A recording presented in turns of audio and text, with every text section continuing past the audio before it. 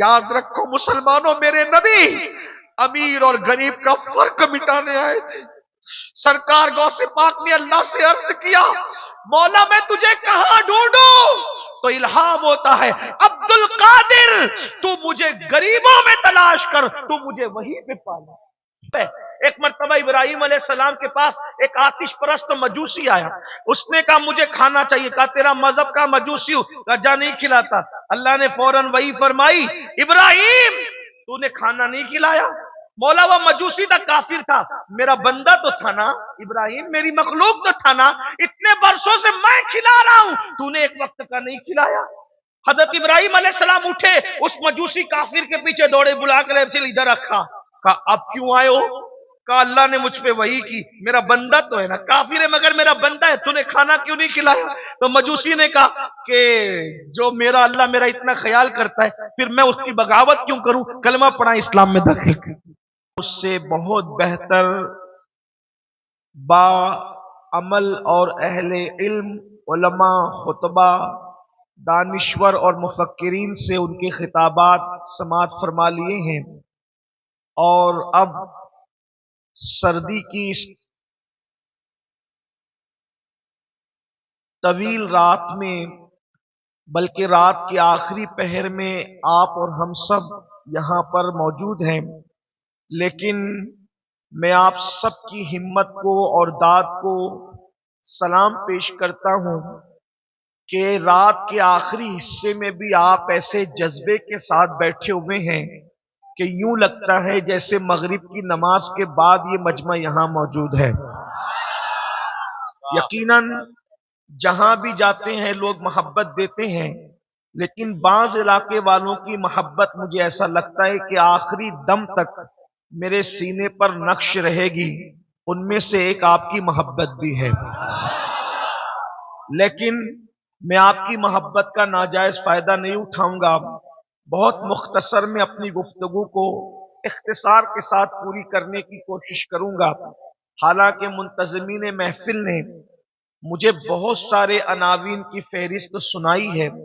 अल्लाह की तौफीक से कोशिश की जाएगी कि उन सारे अनावीन को समेटने की कोशिश करूं। अल्लाह रब्बुल इज्जत की बारगाह में दुआ करता हूं कि अल्लाह तबारक व तआला जिन्होंने इस महफिल को सजाया, कमेटी के तमाम अरकान, कारकुनान, यहाँ के उलमाए किराम, इमाम मसाजिद, और जिन लोगों ने भी जिस तरह से इस महफिल में सजाने में जिस तरह की भी कोशिश की, वो यहाँ मौजूद हैं या नहीं मौजूद हैं, अल्लाह ताला सबको अपनी शान के मुताबिक बेहतर सिला अता फरमाए। और आया करीमा के जिस हिस्से की तिलावत की गई है, अल्लाह तबारक व ताला उसके मुतालिक मुझे हक कहने और आप सबको हक सुनकर उस पर अमल करने और उसे आम करने की तौफीक अता फरमाए। बहुत जल्दी से बगैर किसी तमहीद के या बहुत मुख्तसर तमहीद के साथ कुछ गुफ्तगू पेश करना चाहता हूँ। बहुत तवज्जो से आप सुने और मुख्तसर ही बात होगी, लेकिन आप आखिर तक मेरे साथ रहें तो बड़ी नवाजिशात आपकी। मेरे आका सल्लल्लाहु अलैहि वसल्लम के दीवानों, इस वक्त तो पूरे हिंदुस्तान में इस्लाही मुआशरा के जलसे शबाब पर है। कोई खित्ता हो, कोई इलाका हो, कोई सूबा हो, कोई रियासत हो, हर जगह एक आवाज है मुआशरे की इस्लाह, मुआशरे की इस्लाह। और जितने इस्लाही मुआशरा के जलसे हो रहे हैं, जितनी महफिलें हो रही हैं, जितने खुतबा और उलमा की मेहनत हो रही है, उससे ज्यादा जराइम बढ़ते जा रहे हैं। सुधरने वालों की तादाद कम है, बिगड़ने वालों की तादाद ज्यादा है, सुनने वालों की तादाद ज्यादा है, अमल करने वालों की तादाद कम है। अल्लाह अकबर, लाखों करोड़ों रुपये रोजाना इस्लाही माशरा के जलसे पे खर्च तो हो रहे हैं, लेकिन जिंदगियां नहीं बदल रही है। जिंदगियों में जैसा इनकलाब आना चाहिए वैसा इनकलाब नहीं आ रहा है। हर दिन गुनाह नित नए अंदाज से हमारे दरवाजों पे सिर्फ दस्तक नहीं दे रहे हैं, बल्कि हमारे घरों में घुस चुके हैं। वो कौन सा गुनाह है जो मुस्लिम माशरे में मौजूद नहीं? रोना रोते रहिए, रातें गुजर जाएं, लेकिन لیکن بات کبھی ختم نہ ہو. مثال کے طور پر بے نمازی پن کا جرم اگر دیکھیں ہمارے معاشرے میں موجود ہے, جاہلوں کی بڑی تعداد دیکھیں ہمارے معاشرے میں موجود ہے, عورتوں کی بے پردگی کا معاملہ دیکھیں ہمارے معاشرے میں موجود ہے, چوریوں کا معاملہ دیکھیں ہمارے معاشرے میں موجود ہے. مسلمانوں حد تو یہ ہے کہ جمعہ کے دن مسجدوں کے اندر چپل تک چوری ہوتے ہیں. اندازہ کریں جو قوم جمعہ کی نماز میں چپل چوری کرے اس قوم کی حالت کیا ہے, سوچو تو صحیح, اس قوم کی کیفیت کیا ہے, اس قوم کے معاملات کیا ہے. چوروں کا معاملہ ہو, ناخواندگی کا معاملہ ہو, اسی طریقے سے عورتوں کے حوالے سے بدنگاہی کا معاملہ ہو, زنا کو دیکھیں, شراب کو دیکھیں, قتل کو دیکھیں, ظلم اور زیادتی کو دیکھیں, ایک گناہوں کا طوفان ہے. لیکن ان سارے گناہوں کا خاتمے کے لیے گناہ انسان کیوں کرتا ہے, انسان گناہ کیوں کر رہا ہے, گناہ کرنے کی وجہ کیا ہے. تو مجھے جو بات سمجھ میں آتی ہے وہ یہ ہے, شاید انسان یہ بھول گیا کہ وہ دنیا کے اندر ہمیشہ رہنے کے لیے نہیں آیا. انسان اس کو بھول چکا ہے, انسان اس کو فراموش کر چکا ہے. آئیے تھوڑی دیر, آپ نے اب تک یقیناً بڑے خطبہ کے خطاب سنے ہیں, لیکن میری قوم کے جو دانشوروں نے شاید میرا امتحان لیا ہے. میں کوئی خطیب نہیں ہوں, صرف اپنے دل کے درد کے جذبات کو آپ کے دلوں کے دروازے پہ انڈیلنا چاہتا ہوں. اور یاد رکھنا ہم مایوس نہیں ہیں, ہم الحمدللہ ہم ایمان والی قوم رکھتے ہیں, اور قرآن نے ضمانت دی ہے وَذَكِّرْ فَإِنَّ الذِّكْرَىٰ تَنفَعُ الْمُؤْمِنِينَ کہ مومنوں کو نصیحت کرو, کہ نصیحت سے مومنوں کو فائدہ پہنچتا ہے. نہیں اقبال مایوس اپنی کشت ویرا سے ذرا نم ہو تو یہ مٹی بڑی زرخیز ہے ساقی, لیکن یہ مٹی زرخیز کب ہے. اقبال نے اسی لیے تو رونا رویا, نگاہ متائے دین و دانش لٹ گئی اللہ والوں کی, متائے دین و دانش لٹ گئی اللہ والوں کی. یہ کس کافر ادا کا غمزہ خوریز ہے ساقی. اللہ اکبر, جب اللہ والوں کی متا لٹ جاتی ہے تو حالات یہی ہوتے ہیں. ہم گناہ کیوں کر رہے ہیں, اللہ اکبر. لوگوں کے سامنے نیک بننے والے, لوگوں کے سامنے متقی بننے والے, لوگوں کے سامنے پرہیزگار بننے والے, سوچو تو صحیح, سی سی ٹی وی کیمرے کی زد میں انسان ہو تو کھائے ہوا گٹکا بھی نہیں تھوکتا. اگر لوگ دیکھ رہے ہوں تو آدمی بڑا لقمہ بھی منہ میں نہیں ڈالتا. اور اللہ دیکھ رہا ہے اور انسان زنا کر رہا ہے, اللہ دیکھ رہا ہے انسان شراب پی رہا ہے, اللہ دیکھ رہا ہے انسان چوری کر رہا ہے, اللہ دیکھ رہا ہے انسان کسی کا حق غصب کر رہا ہے, اللہ دیکھ رہا ہے رشتہ داروں کے ساتھ ظلم ہو رہا ہے, اللہ دیکھ رہا ہے بیوی پہ ظلم ہو رہا ہے. وجہ شاید انسان یہ بھول گیا کہ مجھے مرنا ہے, مجھے موت آنی ہے, انسان بھول گیا. یاد رکھنا اس دنیا میں ہمیشہ نہیں رہو گے, کوئی ہمیشہ نہیں رہے گا.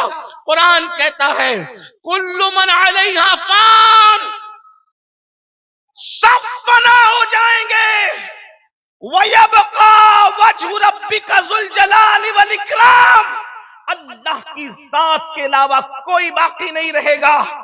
اپنی جوانی پہ گھمنڈ کر کے گناہ کرنے والوں, اپنی دولت پر ناز کر کے گناہ کرنے والوں, فرعون کی لاش پکار پکار کر کسی میوزیم سے مجھے اور آپ کو دعوت عبرت دے رہی ہے.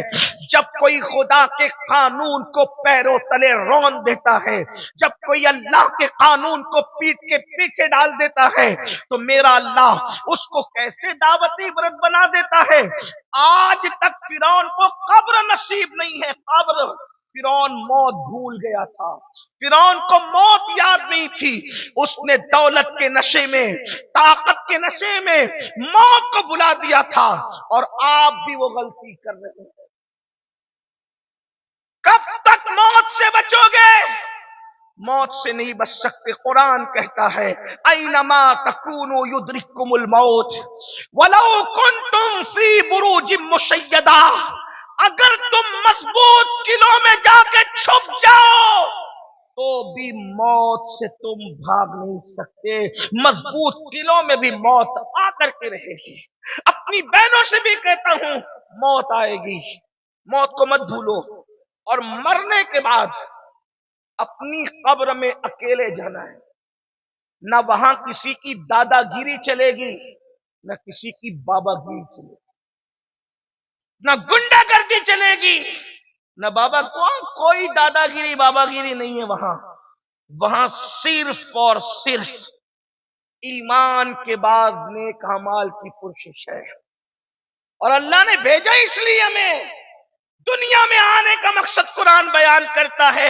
الذی خلق الموت والحیات لیبلوکم ایکم احسن عملا، کہ ہم نے زندگی اور موت کو پیدا کر کے تمہارا امتحان لیا ہے کہ کون تھوڑی سی زندگی کو پا کر اچھا عمل کرتا ہے.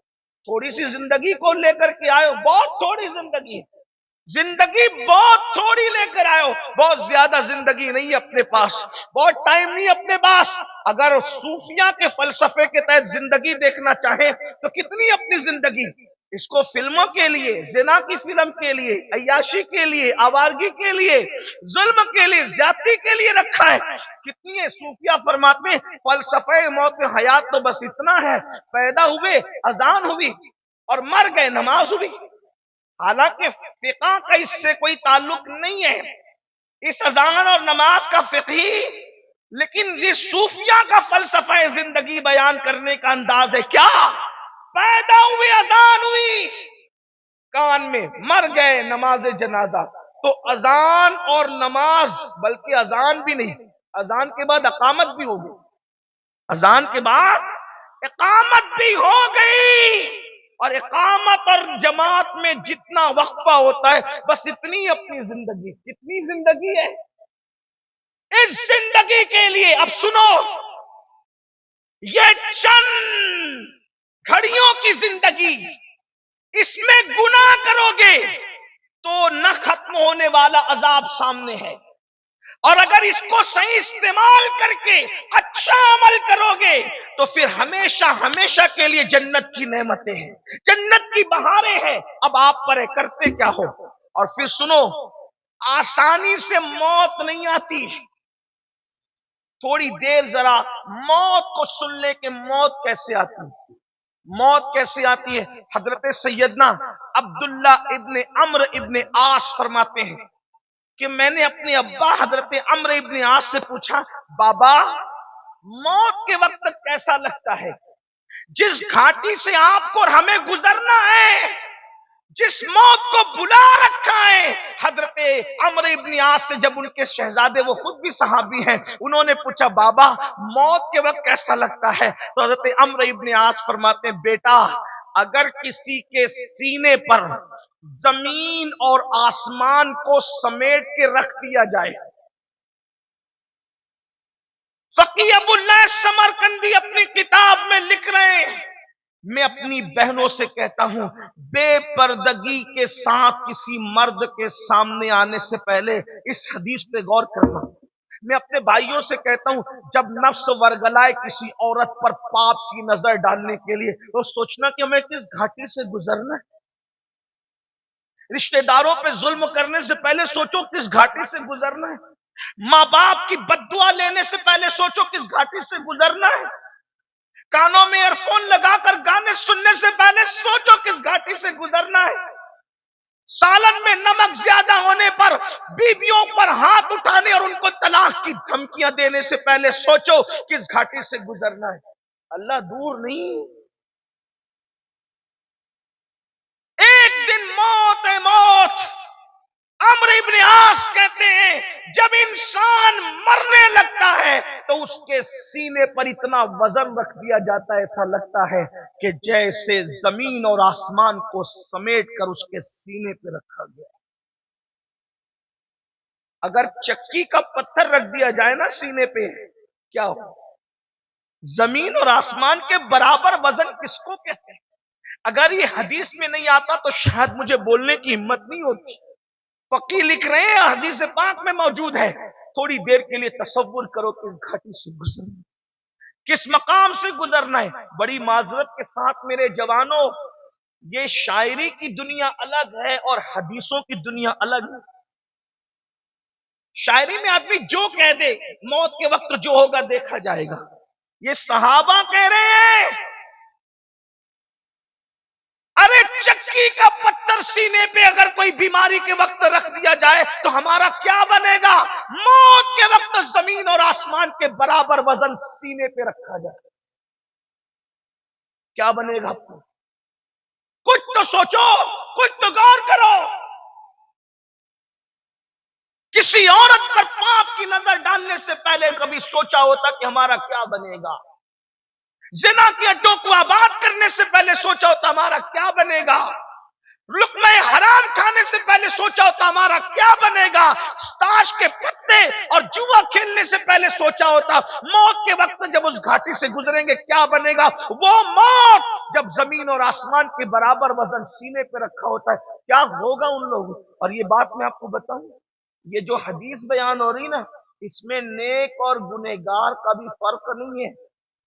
یعنی مطلقاً موت کے وقت جو دنیا سے جاتا ہے اس کو ہر ایک کو گزرنا پڑتا ہے. پھر یہ اور بات ہے کہ اللہ رسول کا کرم اگر ہو جائے، حضور جلوہ فرما اگر ہو جائے تو پھر آدمی کے لیے اس موت کی تکلیف ہلکی ہو جاتی ہے. لیکن اگر حضور نظریں پھیر رہے تو پھر موت سے بڑا عذاب کیا ہے؟ بات کی منزلیں تو بہت ہیں لیکن موت خود بہت بڑا عذاب ہے اگر حضور نظریں پھیر رہے. میری قوم کے جوانوں مجھے بتاؤ، جب ہمارے جوان جوا کھیلنے کو گناہ نہیں سمجھتے، حالانکہ روایت میں امام غزالی فرماتے جس نے جوا کھیلا گویا اس نے اپنے ہاتھوں کو سور کے خون میں رنگ لیا. یہ علماء کرام موجود ہیں، مشائخ موجود ہیں، آپ جو ہے ان سے مصافحہ کرتے ہیں، ہاتھ چومتے، کتنا شرف آپ پاتے ہیں کہ چلو بزرگوں سے مصافحہ کرے، علماء سے مصافحہ کرے. آپ کو پوچھتا ہوں اگر ہاتھ میں کیچڑ بھرا ہوا ہو، ہاتھ میں کیچڑ لگا ہوا ہو تو آپ عالم سے مصافحہ نہیں کر سکتے، پیر سے مصافحہ نہیں کر سکتے. جب قیامت کے دن جوا کھیلنے کی وجہ سے تمہارے ہاتھ سور کے، خنزیر کے خون میں رنگے ہوں گے تو کیا رسول اللہ سے مصافحہ کر سکو گے؟ حضور علیہ السلام کے ہاتھوں میں ہاتھ دینے کی ہمت ہو سکے گی؟ اللہ اکبر. تو حضرت سیدنا عمرو ابن عاص رضی اللہ تعالیٰ عنہ ارشاد فرماتے ہیں کہ زمین اور آسمان انسان کے سینے پہ سمیٹ کے رکھ دیے جائیں تو جتنی تکلیف ہوتی ہے اتنی تکلیف انسان اس سے زیادہ محسوس کرتا ہے کہ موت کے وقت اس کے سینے پر اتنا وزن دے دیا گیا ہے. اسی پر بس نہیں، حضرت سیدنا عمرو ابن عاص مزید ارشاد فرماتے ہیں جب موت کے وقت انسان سانس لیتا ہے، جب اس کی سانس نکلتی ہے تو ایسا لگتا ہے کہ جیسے وہ ناک سے سانس نہیں لے رہا ہے بلکہ سوئی کے ناکے سے سانس لے رہا ہے، سوئی کے ناکے سے. اللہ اکبر. میرے بھائیوں بتاؤ، اللہ اکبر، کہ انسان کو اگر زکام ہو جائے اور زکام کی وجہ سے اس کی ناک بند ہو جائے، اللہ اکبر، زکام کی وجہ سے ناک بند ہو تو سانس لینے میں کتنی تکلیف ہوتی ہے. صحابی رسول کہہ رہے ہیں کہ موت کے وقت انسان جب سانس لیتا ہے تو ایسا لگتا ہے کہ جیسے وہ ناک سے نہیں بلکہ سوئی کے ناکے سے سانس لے رہا ہے. ایسی گھاٹی سے ہمیں اور آپ کو گزرنا ہے. عمرو ابن عاص فرماتے ہیں اور جب انسان مرتا ہے تو اس کو کتنی تکلیف ہوتی ہے. ارشاد فرماتے ہیں کسی کے پیٹ میں ببول کا درخت اگا دیا جائے اور پیچھے کے مقام سے اس کو کھینچا جائے تو اس کا کیا بنے گا؟ عمرو ابن عاص فرماتے ہیں ایسی تکلیف موت کے وقت ہوتی ہے. پھر اپنے بیٹے سے کہتے ہیں عبداللہ اس سے زیادہ کیا بتائیں، موت کی تکلیف بیان نہیں ہو سکتی. اب میرے آقا علیہ السلام کے دیوانوں، میری قوم کے جوانوں، میری بھائی، میری بہنوں، مجھے بتاؤ اس گھاٹی سے گزرنا ہے پھر بھی انسان ظلم کرے گا، پھر بھی انسان گناہ کرے گا، پھر بھی انسان برائیاں کرے گا. بتائیے نا کتنے گناہ ہیں. کسی کا حال یہ ہے کوئی ماں کا دل دکھا رہا ہے، اللہ اکبر، نوجوان آج کے لڑکے اور لڑکیاں اللہ ماں باپ کو بھیک مانگنے پہ مجبور کر رہے ہیں. کوئی دھکے دے کے ماں باپ کو گھر سے نکال رہا ہے، کوئی ماں کو بہن کے گھر پہنچا رہا ہے، کوئی ماں سے کہتا ہے کیا تیرے اور بچے نہیں ہیں، میں ہی تجھے پالوں لوں. کوئی باپ کو کہتا ہے بس کرو, تمہاری بیماری پہ خرچ کرتے کرتے میں تھک گیا ہوں, مجھے بتاؤ. اللہ اکبر. نادانو اچھی طرح سے سن لو, ماں باپ اس نعمت کو کہتے ہیں, اس نعمت کو کسی کے خوبصورت چہرے کو دیکھ کر وہ ثواب نہیں ملتا جو ماں باپ کے جھری پڑے ہوئے چہروں کو دیکھ کے ملتا ہے. میرے آقا فرماتے ہیں جس نے ماں باپ کے چہرے کو محبت کی نگاہ سے دیکھا, اللہ اس کو مقبول حج کا ثواب عطا فرماتا ہے. میرے آقا صلی اللہ علیہ وآلہ وسلم کے پیارے دیوانوں, آج کل کی نوجوان لڑکیاں جب بہو بن کر آتی ہے تو سیریل دیکھنے کی وجہ سے, فلمیں دیکھنے کی وجہ سے, ان کی صحیح تربیت نہ ہونے کی وجہ سے ان کو سب سے زیادہ اگر نفرت ہوتی ہے تو بڈھے لوگوں سے ہوتی ہے. نوجوان لڑکے اور لڑکیاں, آج کل نوجوان لڑکے اور لڑکیاں بڈھوں کو پسند نہیں کرتے, بوڑھوں کو پسند نہیں کرتے, کیونکہ فیشن چلا ہے, آج کا ٹرینڈ چلا ہے. یہ بڈھے لوگ بک بک کرتے ہیں, یہ تو بے پر کی باتیں کرتے ہیں, ان کو تو عقل نہیں ہے, ان کو تو سمجھ نہیں. سن لو, اللہ کے رسول علیہ السلام نے فرمایا تمہارے لیے برکت اپنے بڑوں سے وابستگی میں ہے, اپنے بڑوں سے وابستہ رہو. بوڑھے لوگ بک بک کرتے کرنے دو, بد عقلی کی باتیں کرتے کرنے دو. میں کہتا ہوں ہر بوڑھے کو گھر سے نکالو گے تو ایک دن تمہیں بھی تو بڑھاپا آئے گا. اپنا کیا بنے گا, اپنا کیا بنے گا. اور یاد رکھنا یہ ہمارا امتحان ہے, امتحان کہ ہم بڑھاپے میں پہنچنے کے بعد ماں باپ کے ساتھ سلوک کیا کرتے ہیں.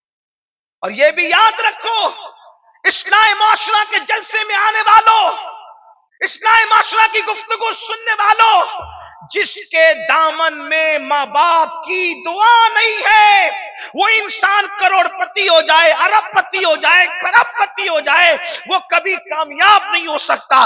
دنیا کا سب سے کامیاب انسان وہ ہے جس کے دامن میں ماں باپ کی دعا ہے. اگر ماں باپ کی دعا ہے تو انسان دنیا میں بھی کامیاب ہے اور آخرت میں بھی کامیاب ہے.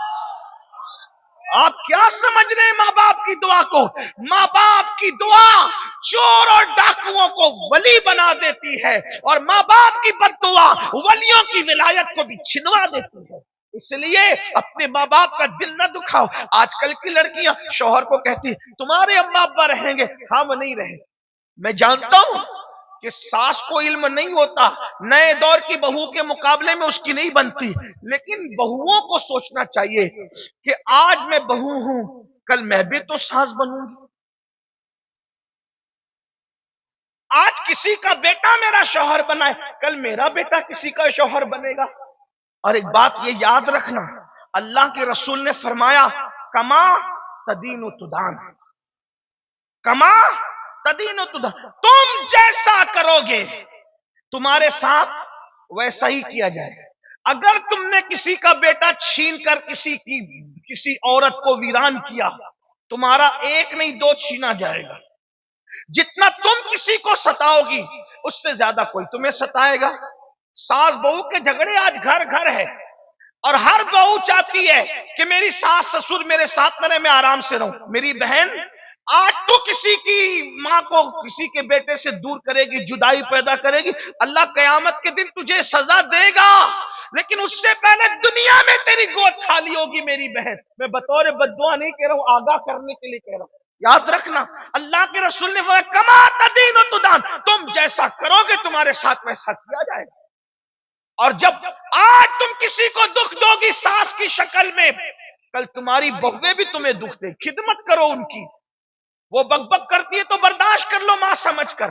آئیے چلیے ایک میں نسخہ پیش کر دوں, ساس بہو کا جھگڑا ختم کیسے ہو. بہت آسان نسخہ میرے پاس, بہت آسان. اس میں پہلے ایک واقعہ بتاؤں گا, آپ کو سمجھ میں آئے گا نسخہ کیا ہے, توجہ کرنا. لیکن بہنوں سے کہتا ہوں اپنے شوہر کو اس کی ماں سے الگ مت کرو, کیونکہ تمہاری جنت تمہارا شوہر ہے اور تمہارے شوہر کی جنت اس کے ماں باپ ہے. وہ بیوی کبھی بھی عقل مند نہیں ہے جو اپنے شوہر کو اپنے ماں باپ سے الگ کرے. اپنے شوہر کو جہنمی مت بناؤ, مت بناؤ جہنمی. یہ چند دن ہے, گزار لو. اور ایک بات یاد رکھنا, شوہر بیوی جو ساس بک بک کرتی ہے, تکلیف دیتی ہے, مصیبت دیتی ہے, آپ اس سے پیار کرو. دیکھو سب سے پیار کرنا سیکھو. میں آپ سے بھی کہتا ہوں محبت کرنا سیکھو. اللہ کے رسول صلی اللہ علیہ وآلہ وسلم نے فرمایا میرے اللہ نے میری تربیت کی اور مجھے اخلاق سکھائے. کیا اخلاق سکھائے؟ آقا فرماتے میرے اللہ نے مجھے 3 باتیں سکھائی. جو تم سے دور بھاگے تم اس کے قریب جاؤ. یہ صرف سانس کے لیے نہیں ہے، ہر مسلمان اس 3 بات کو غور سے سنے. آقا فرماتے جو تم سے دور بھاگے تم اس کے قریب جاؤ. رشتہ دار دور بھاگتے قریب جاؤ، چچا تایا دور بھاگتے قریب جاؤ، دوستوں دور بھاگتے قریب جاؤ. آقا نے ہمیں اخلاق سکھائے جو تم سے دور بھاگے تم اس کے قریب جاؤ، جو تمہیں توڑے تم اس کو جوڑو. توڑنے کا مقابلہ توڑنے سے نہیں کرو، جو تمہیں توڑے تم اس کو جوڑو، اور پھر جو تم کو محروم کرے تم اس کو عطا کرو. 3 باتیں اپنے اندر پیدا کرو، اس کی برکت دیکھنا. یاد رکھنا میرے بھائیوں اور میری بہنوں، جب بھی نفرتوں میں اور محبتوں میں جنگ ہوتی ہے نفرت ہمیشہ ہار جاتی ہے، جیت ہمیشہ محبت کی ہوتی ہے. نفرت کے مقابلے میں کبھی نفرت مت بانٹو، نفرت کے مقابلے میں محبت دینا سیکھو. اہل نفرت ہار جائیں گے، اہل محبت جیت جائیں گے. نہیں جانتے اللہ اکبر کسی کے ہاتھ میں تلوار ہے، کوئی تلوار لے کر نفرت میں بھرپور آتا ہے، آج تو محمد کو قتل کر دوں گا. کسی کے ہاتھ میں تلوار ہے، کسی کے ہونٹوں پہ دعا ہے. اللہ عمر کو ایمان نصیب فرما. دیکھو نفرت ہار گئی، محبت جیت گئی. تلوار ہاتھ میں لینے والا قیامت تک کے لیے غلام بن نہیں دیکھتے. تاریخ ہے، تاریخ ہے، تاریخ ہے. نفرتیں ہمیشہ ہارنے کے لیے ہے، محبت ہمیشہ محبت پیش. جن کے ہاتھوں میں پتھر تھے ان کے لیے میرے نبی کی دعا تھی اللہم اہدی قومی، اے اللہ میری قوم کو ہدایت عطا فرما. اللہم اہدی قومی فإنہم لا یعلمون، یہ مجھے نہیں جانتے. محبتیں جیت لی. فتح مکہ کے دن وہی لوگ مجرم کی طرح سر جھکائے کھڑے تھے. آقا سے وہ سوچتے تھے کہ ابھی شان ابرو ہوگا اور خون کی ندیاں بہیں گی، لیکن جانتے حضور نے کیا کیا؟ حضور نے کیا کیا؟ فرمایا جاؤ میں نے تم سب کو معاف کر دیا. کیا اثر ہوا؟ جو چاند کے ٹکڑے دیکھ کر مسلمان نہیں ہوئے تھے، جو چاند کے ٹکڑے دیکھ کے مسلمان نہیں ہوئے تھے، نبی کے معاف کرنے کا انداز دیکھ کر مسلمان ہو گئے. یہ ہے محبت. محبت بہت پاورفل چیز ہے. تلوار جہاں ہار جاتی ہے وہاں محبت کام کرتی ہے. تو حضرت محبوب الہی کا فرمان ہے، نظام الدین اولیاء سرکار فرماتے ہیں کانٹوں کے مقابلے میں کبھی کانٹے مت بچھانا، ورنہ دنیا کانٹوں سے بھر جائے گی. کانٹے بچھا کے سکون نہیں ملتا، کانٹے اٹھا کے سکون ملتا ہے. آج آپ کہتے ہیں نا مولانا سب ہے سکون نہیں ہے. کیوں؟ سب ہے، اے سی ہے سکون نہیں، پنکھے ہیں سکون نہیں، اچھا کھانا ہے سکون نہیں، مرغ مسلم مرگن غذائیں سکون نہیں، اچھے کپڑے سکون نہیں، اچھا مکان ہے سکون نہیں، اچھی دکان ہے سکون نہیں، اچھا کاروبار ہے سکون نہیں، اولاد ہے سکون نہیں، بیوی ہے سکون نہیں، ماں باپ ہے سکون نہیں. کہتے ہو سب کچھ ہے سکون نہیں. نادان، سکون نرم بستروں سے نہیں ملتا. دوسروں کو سکون عطا کرو تمہیں خود سکون کی دولت نصیب ہو جائے. آج تمہارے ضمیر اسی لیے بے قرار ہے کہ تم نے پیار دینا چھوڑ دیا، تم نے محبت دینا چھوڑ دیا. ارے میرے عزیز کتے کو روٹی دو تو اتنا سکون ملتا ہے، ماں باپ کی خدمت کرنے پہ کتنا ملے گا؟ سوچو. درختوں کو پانی دینے پہ اتنا سکون ملتا ہے، کسی مسلمان کی خدمت کرنے پہ کتنا سکون ملے گا؟ تو میں جو نسخہ پیش کرنے چلا تھا میں نے کہا تھا جلدی ختم کر دوں گا، میں واقعی سمیٹوں گا، پھیلاؤں گا نہیں. ساس بہو کا جھگڑا کیسے ختم؟ بڑا مسئلہ ہے. مسئلہ کشمیر اتنا بڑا نہیں ہے جتنا گھر گھر کا یہ جھگڑے ہیں، لیکن بہت آسان ہے. ہم لوگوں کے پاس تو سب آسان ہے.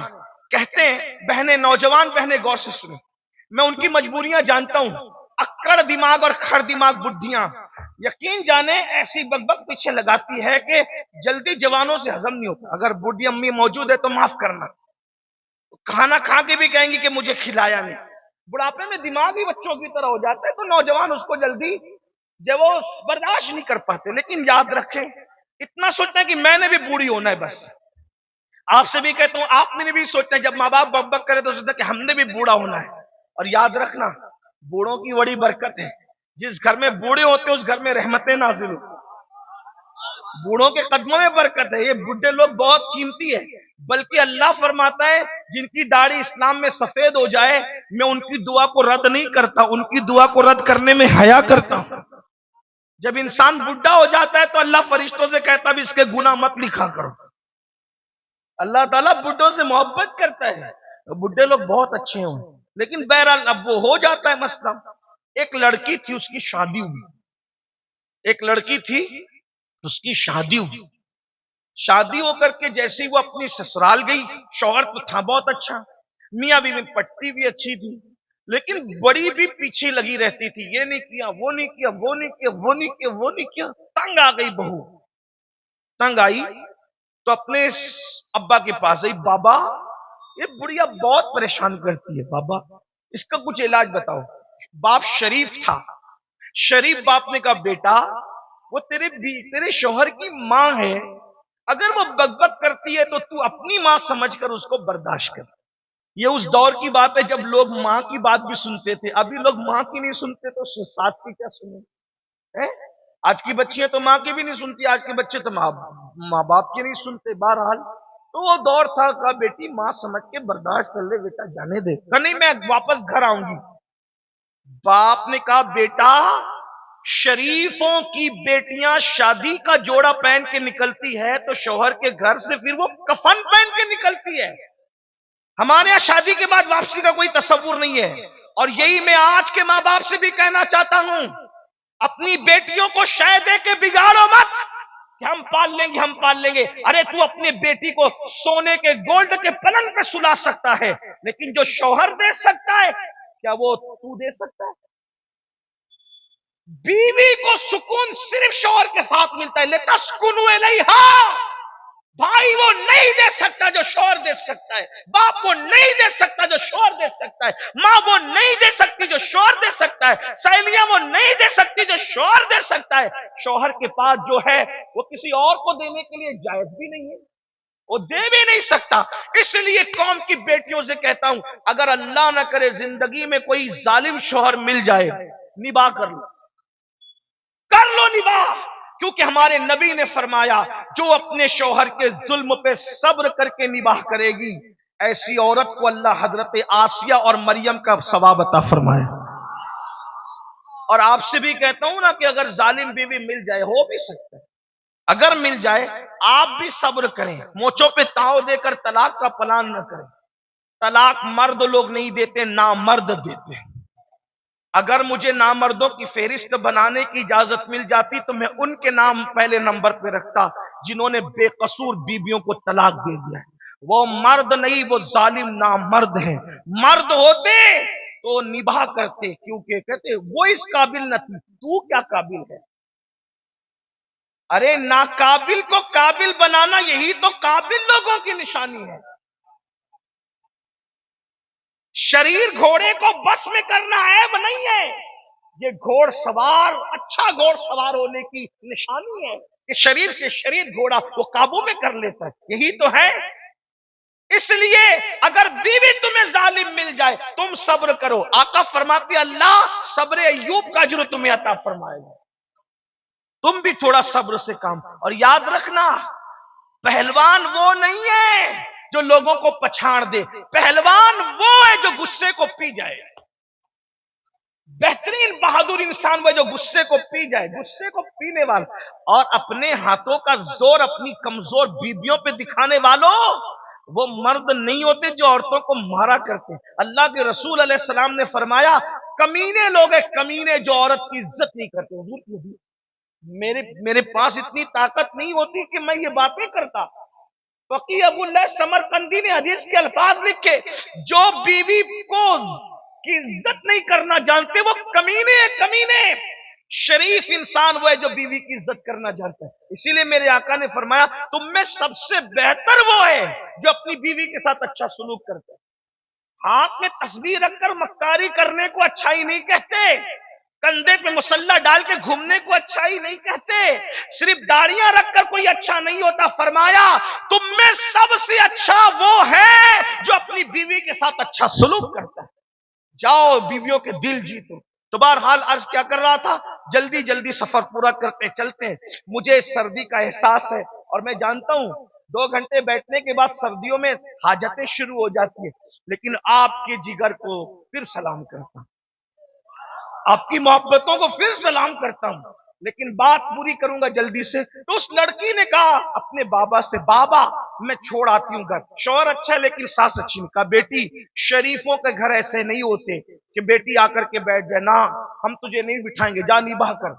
اب باپ کی طرف سے جب شے نہیں ملتی، ماں کی طرف سے شے نہیں ملتی، تو پھر بچیاں نباہ کرتی ہیں۔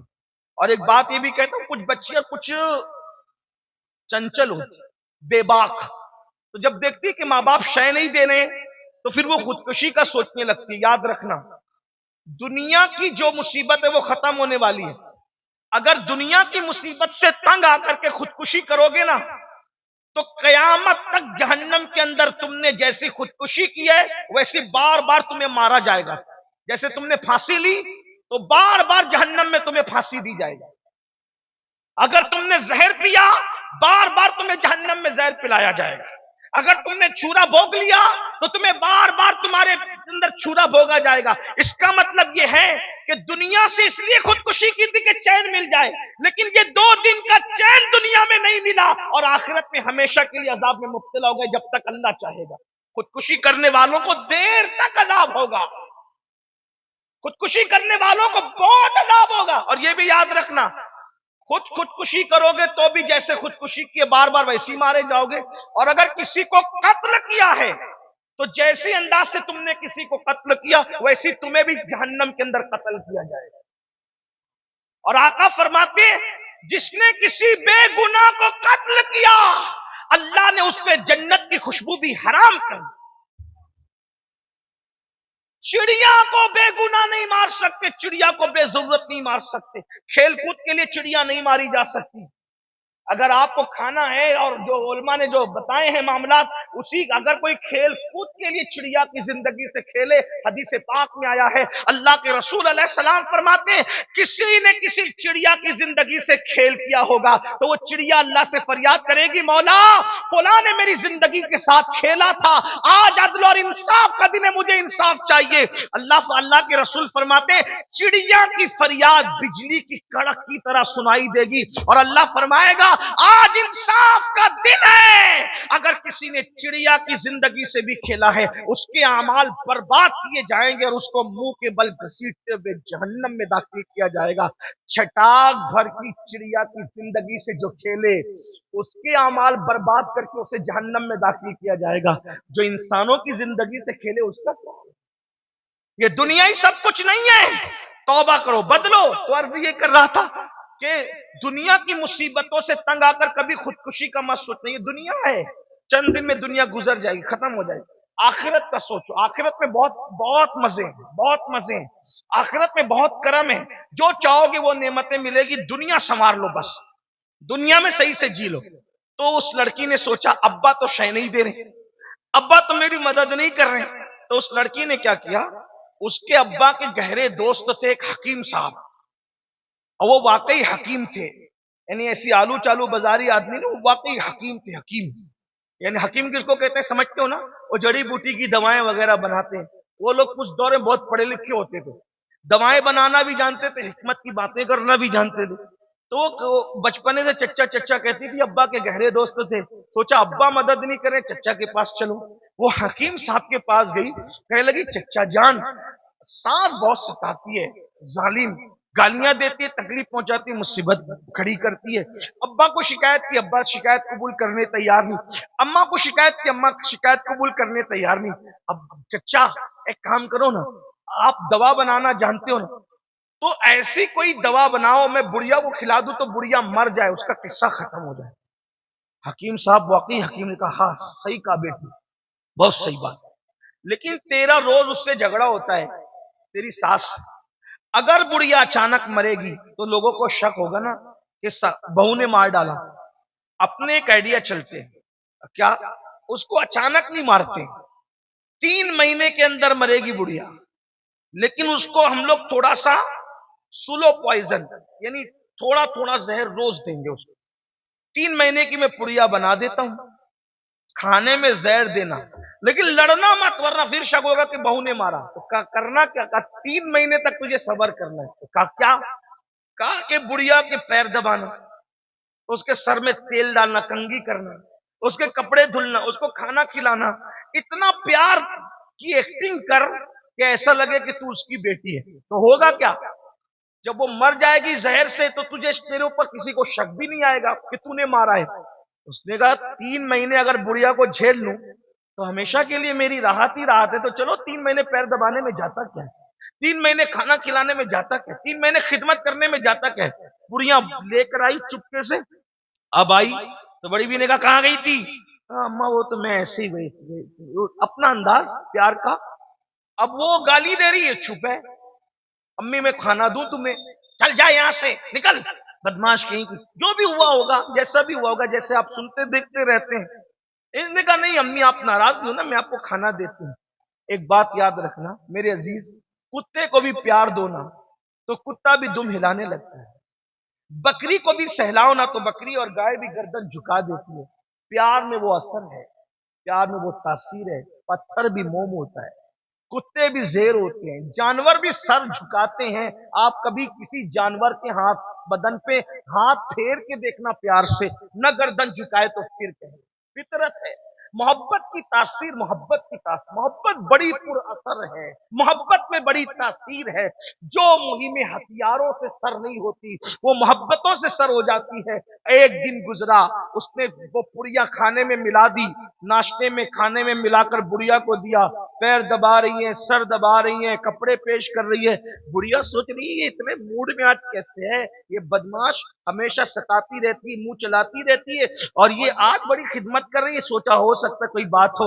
دوسرا دن پھر وہی، تیسرا دن پھر وہی، بہو کے دماغ میں چل رہا ہے 3 مہینے خدمت کرو، ہمیشہ کے لیے چھٹی پاؤ۔ جیسی 8-10 دن گزرے، اب یہ پیار دینے والی بہو پیار دے رہی، تو بڑھیا نے سوچا یا اللہ میری بہو مجھے اتنا پیار دے رہی، میں وہی کم وقت دل میں اس کا کینہ لے کے بیٹھی۔ تو بڑھیا نے بھی سوچا جب بہو بدل گئی تو مجھے بھی بدل جانا چاہیے۔ اب وہ دونوں میں پیار ہو گیا، جھگڑا ختم ہو گیا، محبت ختم ہو گئی۔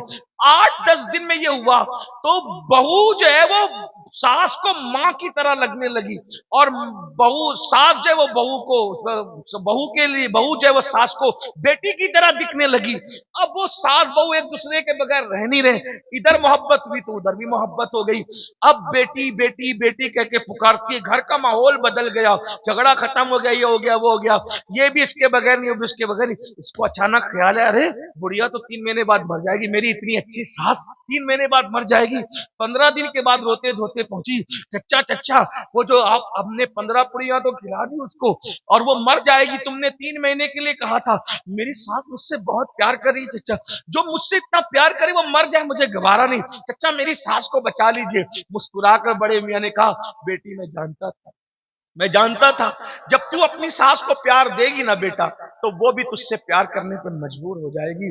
تو کسی کو پاگل کتے نے تو نہیں کاٹا نا کہ محبت کے بدلے میں نفرت ہی کرے، لیکن ایک نہ ایک دن محبت اپنا اثر دکھاتی ہے۔ بیٹا میں نے زہر نہیں دیا تھا، وہ تو ایسے ہی تو اگر میں منع کرتا تو کہیں اور چلی جاتی، غلط راستے بھی چلی جاتی، کسی بدماش کے پاس چلی جاتی جو واقعی تجھے زہر دیتا۔ تو میں نے سوچا کہ منع بھی نہ کروں اور یہ کام بھی کر دوں۔ تو میں جانتا تھا جب تو پیار کرے گی تو وہ بھی پیار کرے گی۔ میری بہنوں یہ پڑیا آپ بھی لے کر جاؤ، اپنی ساس کی خدمت کرو، نندوں کی خدمت کرو، جٹھانیوں کی خدمت کرو۔ آپ سے بھی کہتا ہوں لوگوں سے پیار کرو۔ میرے آقا علیہ السلام کے دیوانوں، یہ قادری فقیر آپ کی بستی میں تمہیں گارنٹی دے کے جا رہا ہے، سب سے پیار کرو، دنیا قدم میں نہ جھک جائے تو پھر کہنا۔ آخری بات عرض کروں آپ کے سامنے، بس توجہ سے سن لے، آخری بات عرض کروں آپ کے سامنے، اللہ کے رسول نے کس کس کو معاف کیا، اللہ کے رسول نے کیسے کیسے لوگوں کو معاف کیا جانتے ہیں؟ آخری بات دیکھو حضور نے کیسے معاف کیا، معاف کرنا سیکھو۔ آقا علیہ السلام فرماتے معاف کرنے سے عزت نہیں جاتی اور صدقہ دینے سے مال کم نہیں ہوتا، معاف کرو خدا تمہاری عزت بڑھائے گا، صدقہ دو اللہ تمہارے مال میں برکت عطا کرے گا۔ ایک سنیں توجہ سے، آخری بات اس کو اپنے الفاظ کے جامع میں پیش کر رہا ہوں، توجہ سے سنیں۔ مکہ فتح ہوا، فتح مکہ کا دن تھا، اللہ کے رسول نے فرمایا کوئی کسی پہ تلوار نہیں اٹھانا، صحابہ نے کہا ٹھیک ہے۔ لیکن حضور علیہ السلام نے کچھ لوگوں کے نام بلیک لسٹ میں گویا کے رکھے تھے، یعنی یہ دکھے تو اس کو دکھے تو قتل کر دینا ہے، کیونکہ ان لوگوں نے کیے ہی تھے ایسے کام۔ ان میں سے کچھ لوگ تھے، ان میں ایک نام تھا وحشی۔ یہ وحشی کون ہے جانتے ہیں؟ وحشی، وحشی، اللہ اکبر۔ یہ وحشی وہ شخص ہے، وہ جوان ہے جنہوں نے رسول اللہ کے سگے چچا حضرت امیر حمزہ کو قتل کیا، اور قتل کر کے سینہ چیرا تھا، اور ایک عورت کے حوالے کیا تھا۔ اس عورت نے وہ کچا چبایا تھا کلیجہ اور تھوکا تھا، کان کاٹے تھے، ہونٹ کاٹے تھے، ناک کاٹی، انگلیاں کاٹی۔ لیکن یہ بات یاد رکھیں، جن لوگوں نے بھی ایسا کیا بعد میں وہ مسلمان ہوئے اور حضور نے ان کو معاف کیا۔ تو اسلام لانے سے پہلے اگر کسی نے کچھ کر دیا تو اسلام لانے کے بعد ہم اس پر تان نہیں کر سکتے، یاد رکھنا۔ حضور نے جن کو معاف کر دیا، اب ہم ان مردے گڑوں کو، ان گڑے ہوئے مردوں کو نہیں اکیل سکتے۔ کچھ لوگ ایسا کرتے ہیں، یاد رکھنا، جس کو رسول اللہ نے معاف کر دیا اب ہم غلام ہونے کی حیثیت سے ان پہ کرٹیسائز نہیں کر سکتے، نکتہ چینی نہیں کر سکتے، ان کے عیب بیان نہیں کر سکتے۔ تو حضور نے کیسے اپنا بنایا؟ وحشی ایک حبشی غلام ہے، چھوٹی چھوٹی آنکھیں، نشانے باز ہے، امیر حمزہ کو قتل کیا اور کان کاٹے، ناک کاٹی، انگلیاں کاٹی۔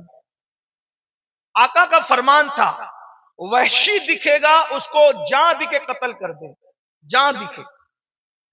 کسی نے وحشی سے کہا، وحشی تیرے نام کے حوالے سے محمد عربی روحی فدا صلی اللہ علیہ وآلہ وسلم کا فرمان ہے کہ وحشی جاں دکھے اسے قتل کر۔ تو ان کے صحابی تمہیں ڈھونڈ رہے ہیں وحشی، وہ تمہیں قتل کر دیں گے۔ تو وحشی نے کہا، جب مجھے قتل ہی ہونا ہے تو میں ان کے صحابہ کے ہاتھ سے کیوں قتل ہوں؟ بھائی جب قتل ہی ہونا ہے تو میں بہادر آدمی، بڑے آدمی کے ہاتھ سے قتل ہوں گا تو زندگی بھر میرا نام رہے گا۔ میں ڈائریکٹ جاؤں گا محمد عربی کے پاس اور ان کو کہوں گا وہ خود ہی قتل کریں۔ بھائی جب وہ مجھے قتل کریں گے تو میرا نام رہے گا نا، میں ان کے صحابہ کے ہاتھ سے قتل نہیں ہوں گا۔ اور وحشی بہادر آدمی تھا، آ گیا فتح مکہ کے دن، آ کے حضور کے سامنے کھڑا ہو گیا۔ اللہ کے رسول علیہ السلام نظریں جھکائے، گردن، حضور کی عادت تھی، حضور ہمیشہ گردن جھکا کے اور نظریں جھکا کر کے بیٹھا تھے۔ نیچی آنکھوں کی شرم و حیا پہ درود، اونچی بینی کی رفت پہ لاکھوں سلام۔ صحابہ بیٹھے ہیں، حضور کی نظریں جھکی ہوئی ہے۔ وحشی مضبوط جسم آدمی، قد چھوٹا ہے، آنکھیں چھوٹی چھوٹی ہے، اور وحشی جو وہ حبشی نسل ہے، مضبوط جسم، بہت تیز و ترار، آ کے کھڑا ہوتا ہے اور مخاطب ہوتا ہے، اے محمد صلی اللہ علیہ وسلم، کیا آپ نے میرے قتل کا حکم دیا؟ حضور نے نظر اٹھائی، کون ہے تو؟ مجھے کو وحشی کہتے ہیں، حمزہ کا قاتل ہوں میں۔ ہاں، میرے چچا کو تو نے قتل کیا، ان کا سینہ چیرا، کان کاٹے، ناک کاٹی، ہونٹ کاٹے، زبان کاٹی، انگلیاں کاٹی، عورتوں نے اس کو پرو کر کے زیور کی شکل میں پہنا تھا۔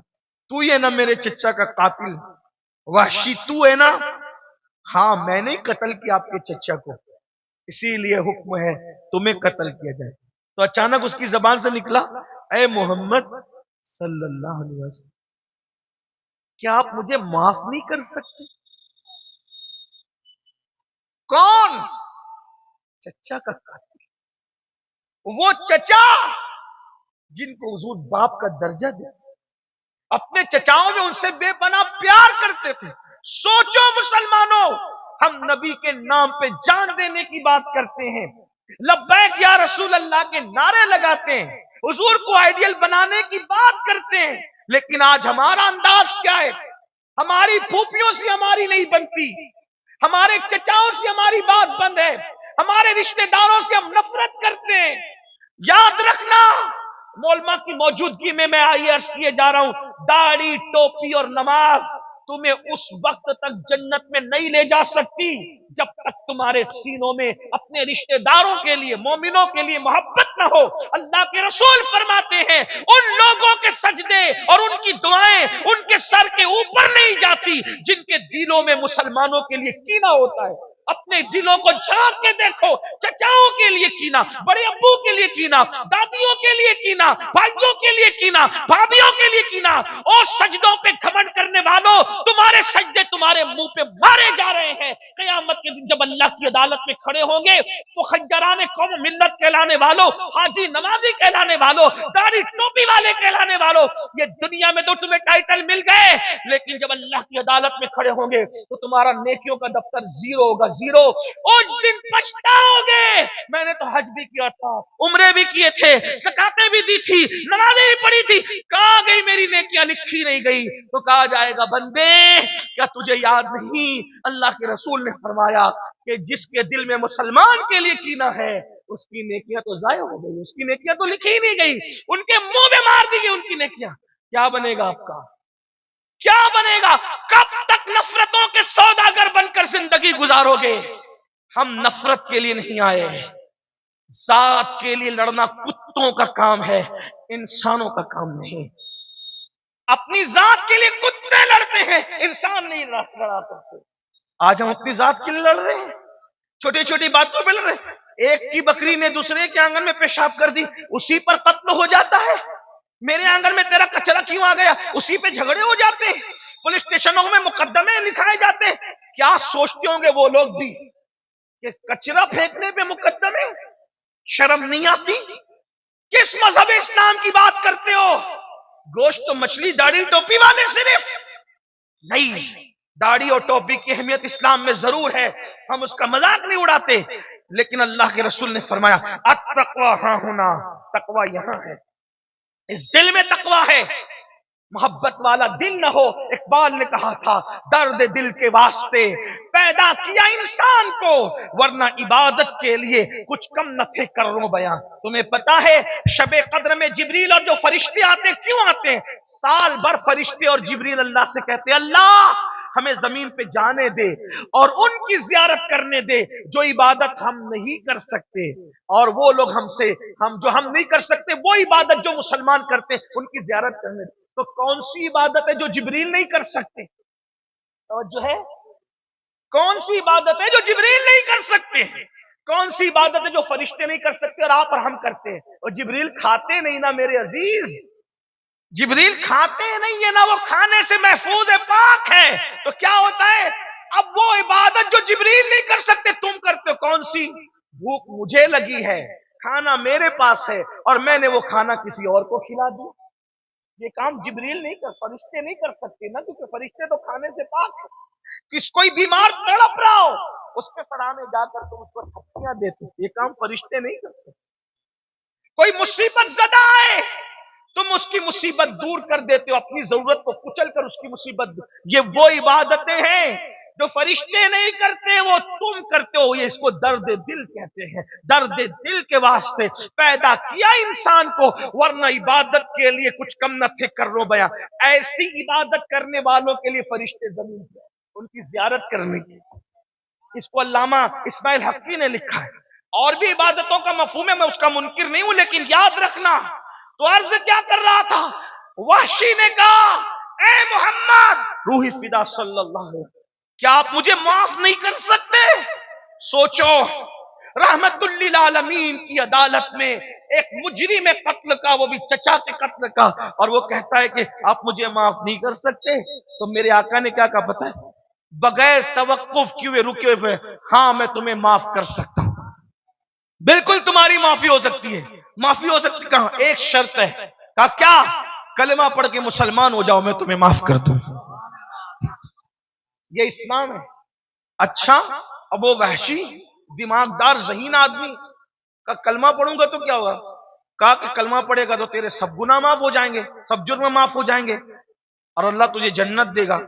کہا کلمہ پڑھ لوں گا آپ معاف کر دیں گے، اگر آپ کا اللہ معاف نہیں کرا تو آپ معاف کر دیجیے نا کلمہ پڑھنے سے، آپ کا اللہ معاف نہ کرے تو؟